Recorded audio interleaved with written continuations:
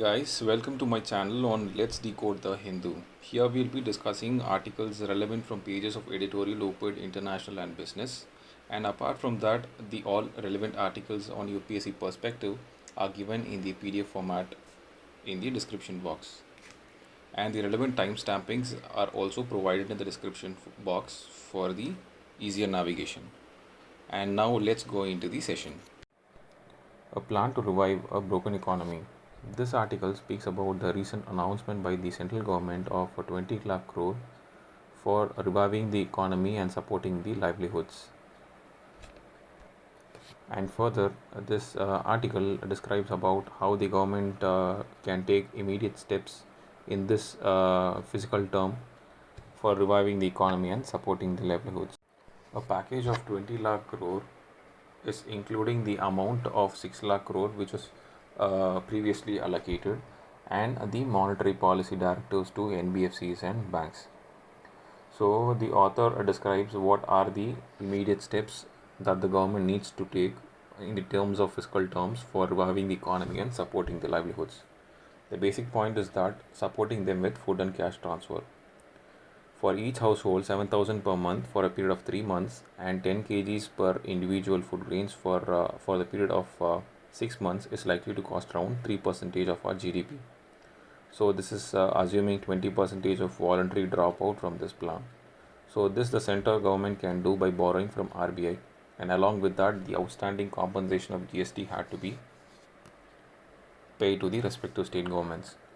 So how to achieve this? The first point what the article says is that the Food Corporation of India is having 7 million tons of food grains, and along with that 40 million tons had been procured through this Rabi procurement season. And the second point is that since the demand is high due to this lockdown, there is a cash crunch. So the cash transfer enablement will create much more demand in the society, and it does not create any further fresh demands. So putting the money in hands of the poor is the best stimulus package to revive the economy. And the second point is that to revamp the Mahatma Gandhi National Rural Employment Guarantee Scheme. So this is the 100-day limit per household, which is the current situation where only adults are required to work in agricultural sector. So this has to be repealed, and the work has to be provided on demand without any limit to all adults, and that too not specific to agriculture but also to construction works, but also works in rural enterprise and in care activities too. The wage bills of rural enterprises had started by the panchayat along with existing rural enterprises can be an alternative strategy of development, and this can be compared with the successful experience of China's township and village enterprises. And also the credit by the public banks will also help in this situation. So the important determinant of growth of the home market is the guiding term for the agricultural growth. So this must be urgently boosted. And also the MGNERGS scheme, the funds which are allocated in this scheme to be used for paying wages for land development and farm work for small medium farmers, remunerative procurement prices, subsidized institutional credit and other input subsidies, and along with that redistribution of unused land with plantations. So if we take into the urban class, where the focus has to be taken charge by the urban local bodies. So by introducing an urban employment guarantee program to serve the diverse groups of urban unemployed, including the educated people and the educated unemployed. The permissible work under this program to include work in MSME, ensure labor supply for the MSMEs and also cover their wage bills at the central government's expense. This program should also include care workers, including of old, disabled and ailing persons, educational activities and ensuring public services in slums.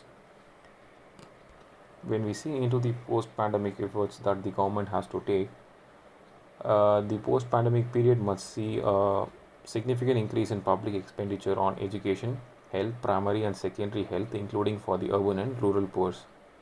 Vacancies in public employment must be immediately filled, like Anganwadis and accredited social health activists workers who provide essential services to the population need to be treated as the government workers. So the major concern is that unutilized capacity exists in our economy. The shortage is not of real resource, but the government has to just get command over them. And the other point, including the unitary taxation by multinational companies to pay the same effective rate as local companies provides substantial public revenues, will also help in this period of pandemic. So as the way forward, this article describes 2% wealth tax on the top 1% of the population, with a 33% inheritance tax on the wealth they um, bequeath every year to their progeny, which means the percentage of 33%, the tax which had been taxed on the wealth had been given or passed on every year to their children's, could finance an increase in a government expenditure to the tune of 10% of GDP.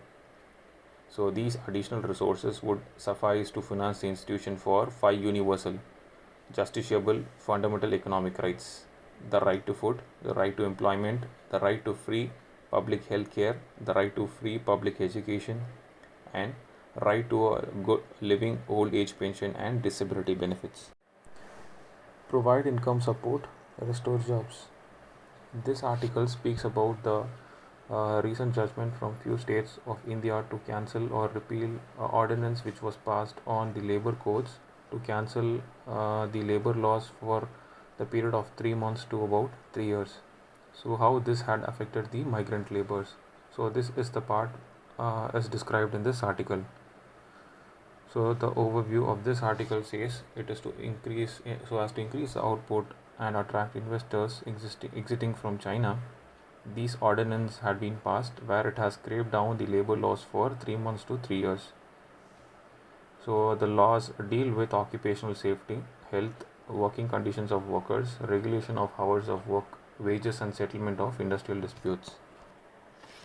They apply mostly to economies organized formal sectors, that is, if they are registered factories and companies and large establishments in general. So the problem here is that instead of encouraging workers to stay back or return to cities by ensuring livelihood support and safety nets, the respective state governments have sought to strip workers of their fundamental rights. The major question is that will it expand the employment and output growth as explained by its proponents? But by the popular belief is that will reduce wage cost. That means this cancellation of laws will reduce wage cost, increase profits, and augment productive investment and growth. The improved supply is expected to create demand as per the Say's laws in economics.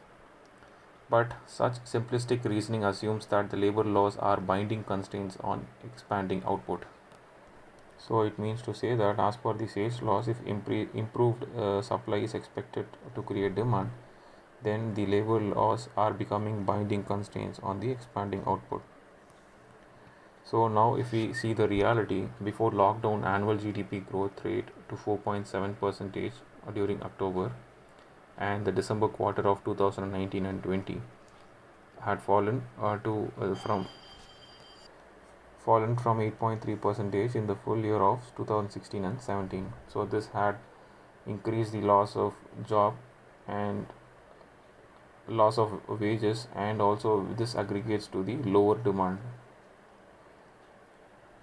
So this basically tells us that this reduction in wages and lower earnings, particularly of low wage workers, offers no security of tenure or income stability and reduce the consumer's demand. But restarting the economy is to basically provide income support and restore the jobs. The rationale for scraping labor laws to attract investments and boost manufacturing growth poses two additional points. The first point is that the real wage growth, a net of inflation of directly employed workers in the factory sector, has been flat for the years 2000 to 2001 to 2015 to 16, as firms have increasingly resorted to casualization and informalization of workforce to suppress workers' bargaining power, which means that they are provided with insecurity of job in their working tenures, and the type of workforce is informal in nature. And also, the industrial performance on labor market regulations is not just a function of labor laws, but it depends upon the size of the market, the investment growth, and the credit availability, infrastructure, and government policies. So these are the factors which is dependent for the industrial performance, and not that basically on the labor workforce and the labor market regulations. So these 2 points pose rationale for scraping labor laws. So rationalizing of labor laws. India's complex web of labor laws with around 47 central laws and around 200 state laws need some rationalization. Depriving workers of fundamental rights such as freedom of association, right to collective bargaining, and a set of primary working conditions creates a ground for the exploitation of working classes. So these are the rights which needs to be restored for the working class people. If not, then it creates a ground for exploitation of the working class. 90% of India's workforce is in informal jobs. So there is no social security and no protection against any contingencies, and arbitrary actions of employers, abrogations of law will increase informal employment in the formal sector instead of encouraging the growth of formal work. So the output of the cancellation of these industrial acts will lead to increase in informal employment in the informal sector itself instead of encouraging the growth of formal work. So the author says that scrapping of all labor laws is to be on the pretext of encouraging employment, which will reduce share of wages and output, and thereby reducing growth in domestic demand and hurting the output expansion. So these are the output when the labor laws are scrapped.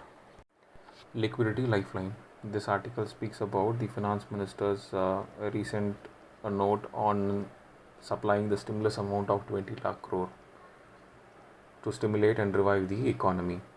The Atmanirbhar Bharat Abhiyan lifts troubled sectors of MSMEs and non-banking financial companies. So now let us see what are the split ups of this total amount. Rupees 3 lakh crore of collateral free assistance are handed out to MSMEs, and a sovereign credit guarantee for the complete amount, as banks may be reluctant to support the troubled borrowers, and the government could have specified the interest cap on these loans, is what the author feels, without leaving it to individual lenders, as they have different structure of interest rates, as each of them will be having different rate structures. And in this season the monsoon had started entering, and it is not clear how many borrowers will get the benefits. So these are the basic concern. And the boost to equity portions on MSME finances, where 20,000 crores partially guaranteed subordinate debt program and 50,000 crore funds for fund of fund scheme, and 30,000 crore schemes where the NBFCs, housing finance firms, and microfinance entities get the benefits through a debt paper which is fully guaranteed by the government. Partial credit guarantee scheme of 45,000 crores. So this basically breaks the logjam wherein banks were unwilling to extend credit despite the RBI's strong push. And if we see into the power distribution companies, 90,000 crores had been infused and securitized on their receivables and backed by a state government guarantee. And the mandatory EPF contributions are also being reduced from 12% to the 10% rate. So as the way forward, the announcement break the confidence logjam in the credit market, and it gives the assurance to lenders, borrowers, that the government is willing to backstop their commitments. It's time to give IRS officers their due. The issue overview is that the Central Board of Direct Taxation, a wing of Ministry of Finance, has initiated disciplinary proceeding against some IRS officers for a report they submitted to the government recently. This article basically presents the controversy between the generalist and the specialist. the generalists being the IAS officers and the specialists being the IRS officers. The fiscal options and response to COVID-19 epidemic, or named to be force, is the report suggested to the government for raising the highest slab rate to 40% for income above 1 crore, or reintroducing the wealth tax for those with wealth of 5 crores or more, providing an additional one-time cess of 4% on the taxable income of 10 lakhs and above for COVID-19 reliefs. So these are the suggestions given by these officers to the government. Providing tax relief for sectors hit hard by COVID-19 and reintroducing the inherit tax. So these are the basic aiding measures which these officers had submitted to the government. Now, the Ministry of Finance is always headed by an administrative officer, the Indian administrative officers.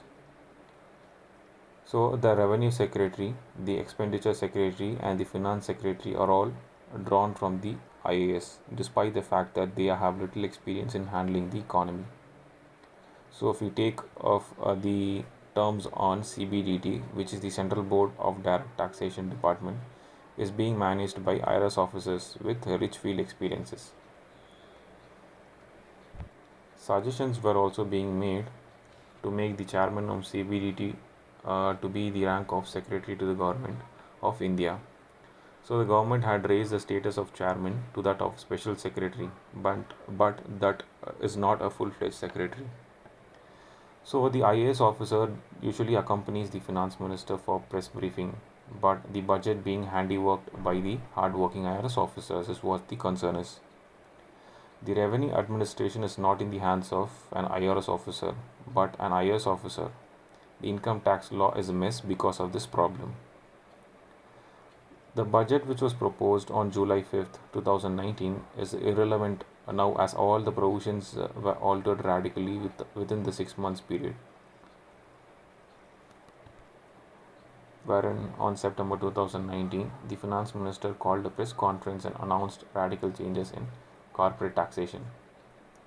So the tax publishers are not able to bring out a proper single volume of income tax law, which is posing a great problem to the economy. So the blame for this is to be rested on the IAS officers who are above the IAS officers. So the serious question which had been raised by the author is that can the IRS be given their due and be allowed to play a normal role? The present controversy reignites the debate on the generalist versus the specialist. Full guarantee may push banks to lend. This article talks about how the recent stimulus package announced by the finance minister may be used to push banks to lend more to the banking and NBFCs. So to kickstart the economy, the government had announced 20 lakh crore as the revival stimulus package for our economy. Now the risk averse banks had now are having appetite to resume lending operations, with the government deciding to provide full guarantee for the loans extended by them to the borrowers. Around 3 lakh crore emergency working capital facilities are provided for businesses, including the MSME sectors, and 100% credit guarantee scheme, which means that they do not have to set aside capital in case the account turns to be non-performing. But before this announcement of stimulus package, on banks being reluctant to lend, rupees 8 lakh crore were being parked by these lenders with RBI's reverse repo windows. Around 30,000 crore special liquidity schemes for NBFCs had been announced in the form of primary and secondary market transaction in investment grade debt papers of NBFCs, HFCs and MFIs, and the 100% guaranteed by the and they are 100% guaranteed by the government. NBFCs also expect partial credit guarantee schemes which will boost their banks' confidence to lend. The scheme overall will cover the borrowings of lower rated NBFCs, HFCs and microfinancing institutions, and the government will provide 20% first loss sovereign guarantee to public sector banks. Equity analysts not upbeat. This article especially describes about how efficient and effective will the stimulus package will be to the MSME sectors and how fast this will reach the um required members who are suffering from this pandemic. So it seems to be a little converse to the previous article, naming the full guarantee may push banks to lend. So what the market experts says that equity markets are expected to appreciate the measure and not celebrate it with a big surge due to the two key uncertainties, which includes mechanism to fund the relief package and the quantum of immediate outflow from the government coffers. So they are basically concerned about the way in which these funds will be distributed and the amount of quantity immediately which will be released by the government. So these are the main points, and the concern is that the immediate spend out of big fiscal stimulus is relatively small, and hence there could be doubts on whether economic growth will revive soon. And sectors like banks, NBFCs, power generation companies, and those with high linkages with MSMEs could see an uptick in their valuation. The other problem is that the regulators and the government are announcing various waivers and liquidity infusions are being done, but the market conditions had been largely seen to be weak due to the prevailing conditions and growing numbers of COVID-19 cases. So the experts believe that the recovery will be slow and the gradual for the Indian economy, which means to say that even though this stimulus package is a welcoming measure, the recovery of the economy will be slow and gradual. Thank you guys for watching the video, and that's the end of today's news analysis. And the relevant fact check points and know abouts are being written down in the last page of the PDF and being given in the description box. And please do like, share if you like the video, and please do subscribe. Thank you.